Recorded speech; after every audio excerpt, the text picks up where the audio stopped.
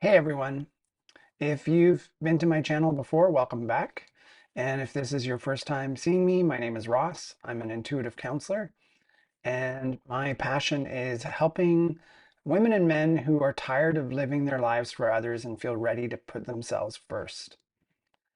So, are you an empath? This is a question that if you've been on the path of spiritual growth and personal growth for a while, it's likely that you've seen a video or two about being an empath. And I just want to say that the purpose of this video is not to make anything to do with being an empath wrong or anything that anybody else has said about being an empath wrong. There's some very powerful teachers who have shared about being an empath in a very powerful way, and I think that if I reflect on my own journey, somebody asking me that question and being able to search that out, I think it was probably the work of Judith Orloff that was when I first discovered the idea of being an empath. And for me, it was like this eureka moment of like, oh my gosh, like this makes so much sense to how I experience the world and what goes on for me. So when I think of this and I think of where I am today on my journey, and a lot of these people that talk about being an empath, there can be this layer of it being like a burden. And I just want to say that I don't believe that it is or that it does have to be a burden because there's some layers to this that I want to share that might make sense of that. So and I'm sharing this from my experience and my experience of working through this piece. So I think the first thing is that as these human beings that are here, or actually the truth is we're spiritual beings having a human experience, we have certain gifts. We have intuition. We have our five senses. We have our sixth sense, which is really checking in on what's going around us. However, we also have this layer of conditioning, and conditioning can quiet those gifts. Conditioning can turn those gifts off, and often that happens because of what's going on in our environment. So the piece that I kind of want to layer into this idea of being an empath, and I'll be honest, I have not read a ton of books about being an empath, so part of what I'm saying might be already spoken, so I don't know that. So I'm just speaking from my heart on this. And the thing that I think is important to consider is our emotional trauma and the experiences we had growing up and our environment. Because for me, I know that from a very early age, from birth onwards, and probably in utero, I had this imprint of being in, this kind of fight or flight state because my emotional needs were not met. And the thing about being in a state of fight or flight is certain things amplify. When we're in a state of fight or flight, everything gets brighter. Our pupils dilate. Everything gets louder. We hear things louder.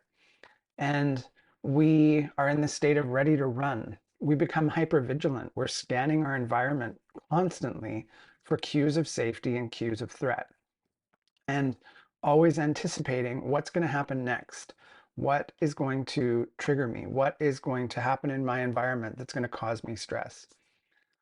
And the thing about that is that we can take that state of activation and we can layer it onto being an empath, and those things are very much the same. So I guess what I'm hoping to get at here is that it's how important it is to consider that.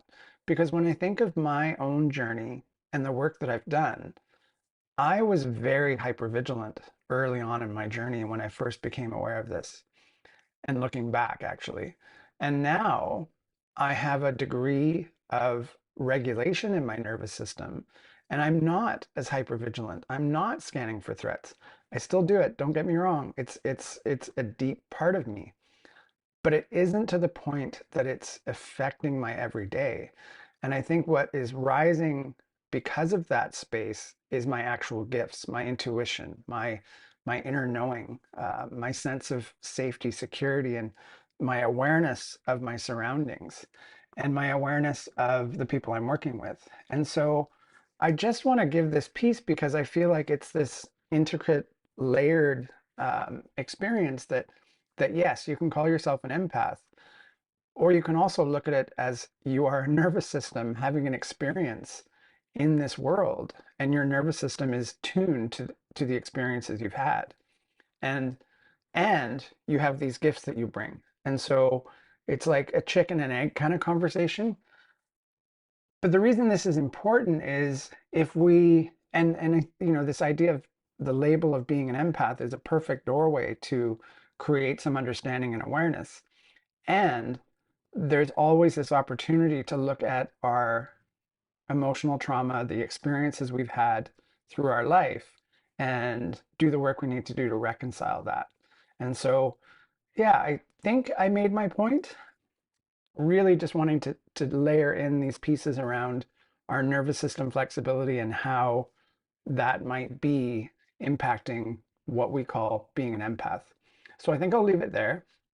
If you appreciated this video, please take a moment to like it. If you're not subscribed to this channel, please subscribe. And if you have ideas or comments or questions, please share that. And if you would like me to cover a topic in the future, I can absolutely do that. Just share your question in the comments. And if you're interested in the offerings that I give or my work, you can visit my website, and the link to that is in the show notes. And sending you unconditional love and thanking you for coming to my channel. And I look forward to seeing you again next time. Bye for now.